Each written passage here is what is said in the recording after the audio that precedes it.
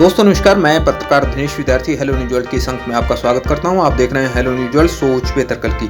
शुक्रवार को नगरपालिका कर्मचारी संघ ने प्रदेश के सभी जिलों में एक दिवसीय कन्वेंशन आयोजित की। रेवाड़ी के नेहरू पार्क में भी यह कार्यक्रम हुआ, जिसमें 70 से अधिक कर्मचारी शामिल हुए।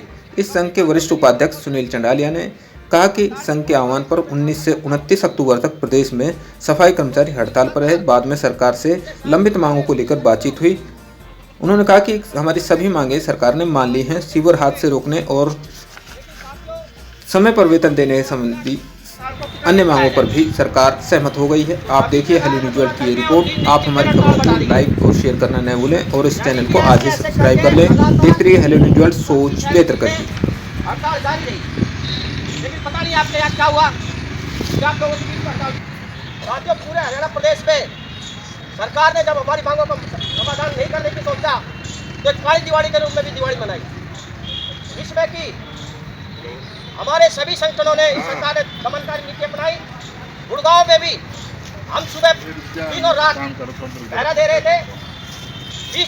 दिवाली वाले दिन सुबह 4 बजे मैं भी वहाँ पर मौजूद था। प्रशासन ने कूड़ा उठाने के लिए जेसीबी डंपर लगा दिए।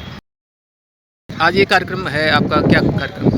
देखिए, आज का जो कार्यक्रम है नगर पालिका कर्मचारी संघ हरियाणा के आह्वान पर पूरे हरियाणा प्रदेश के 22 जिलों में जिला स्तरीय कन्वेंशन आयोजित की जा रही है। और इस कन्वेंशन आयोजित करने का मतलब ये है कि जो पीछे नगर पालिका कर्मचारी संघ हरियाणा ने 19 अक्टूबर से लेकर के 29 अक्टूबर तक कर्मचारियों की मांगों के प्रति जो राज्यव्यापी हड़ताल की और 11 दिन तक हड़ताल चली, सरकार से कई दौर की हमारी वार्ता हुई और वार्ता में तमाम मांगों पर हमारी सहमति बनी। तो आज ये कन्वेंशन करके हम अपने कर्मचारी साथियों का धन्यवाद कर रहे हैं, जिन्होंने इतनी ईमानदारी से इस हड़ताल को सफल बनाया है और सरकार को झुकाया है। और जितनी इनकी मांग थी, तकरीबन हमारी सारी मांगों पर सरकार से सहमति बनी है। हम जो आंदोलन कर रहे थे, हमारी जो हड़ताल थी, पीछे काफ़ी लंबे समय से हमारी मांग थी कि हरियाणा प्रदेश के अंदर जो पालिकाओं, परिषद और निगमों में जो काफ़ी लंबे समय से लोग पक्के नहीं हो पा रहे हैं, उनको पक्का कीजिए, ठेका प्रथा समाप्त कीजिए, ठेके में लगे कर्मचारियों को ठेका समाप्त करके उनको विभाग के रोल पर करो। और एक हरियाणा प्रदेश के अंदर जो हरियाणा सरकार ने हरियाणा कौशल रोजगार निगम एक प्राइवेट कंपनी बनाई और जो पालिकाओं, परिषद और निगमों के अंदर जो पार्ट 1 और पार्ट 2 के कर्मचारी हैं, उन सबको उस कंपनी के अधीन सरकार करने जा रही थी। हमने सरकार से कहा कि ये पालिकाओं के गरीब कर्मचारी हैं, बड़ी मेहनत से, ईमानदारी से सेवा करते हैं। कोरोना काल जैसी महाभयंकर बीमारी जब इस देश के अंदर उस बीमारी ने अपने पांव पसारे, तो इस देश का कोई बच्चा भी रोड पर नहीं था। ऐसे टाइम पर इन लोगों ने इस देश के, प्रदेश के नागरिकों की स्वास्थ्य की रक्षा की है। ये एक अलग से इनाम के हकदार हैं, इसलिए सरकार इनको हरियाणा कौशल रोजगार निगम में शामिल ना करें और इनको पक्का करें। अन्य और कई प्रकार की जो हमारी मांगें हैं, जैसे फायर के कर्मचारी हैं, उनको जो सरकार आज उनको भी नौकरी से बाहर निकालने जा रही है, उनको समाहित करने की बात है। अच्छे कर्मचारियों को पक्का करने की बात है। क्षेत्रफल आबादी के अनुपात में पक्की भर्ती करने की बात है। समान काम समान वेतन देने की बात है। तमाम मांगों पर सरकार से हमारा 29 अक्टूबर को समझौता हुआ है और 29 अक्टूबर को समझौता होने के बाद उसमें कई चीज़ ऐसी सामने निकल करके आई हैं। जैसे पीछे सरकार ने एक जो एस्क्रीस या पॉलिसी बहाल करी और उसमें कुछ कंडीशन लगा दी कि भाई जो 55 साल से 52 साल से उम्र ज़्यादा नहीं होनी चाहिए कर्मचारी की और 5 साल उसकी सर्विस लेंथ होनी चाहिए स्टार्टिंग से।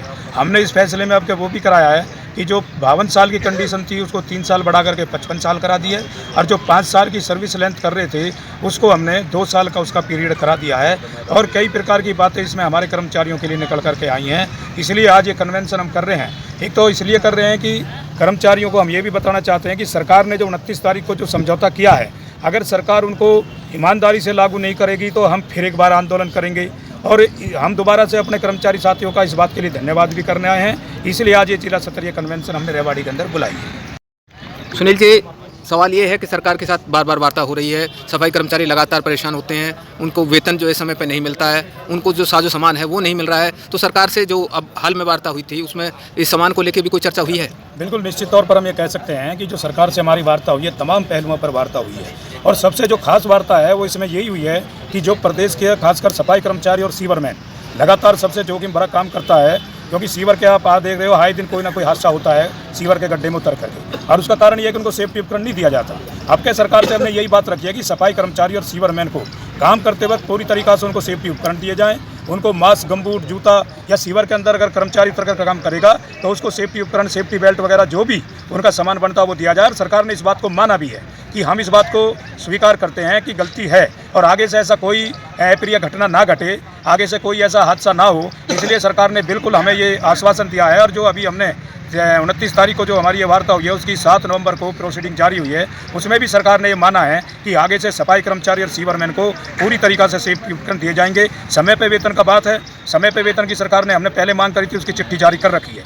लेकिन कई बार निचले स्तर के जो अधिकारी हैं या ईओ हैं, सेक्रेटरी हैं या फिर डीएमसी हैं, कमिश्नर हैं नगर निगमों के, वो कई बार इसमें बदमाशी कर जाते हैं। तो सरकार ने उसके लिए भी मतलब एक चिट्ठी अलग से निकाली है। आगे से अगर समय पर वेतन किसी को नहीं मिला तो उसके खिलाफ सरकार एक्शन करेगी।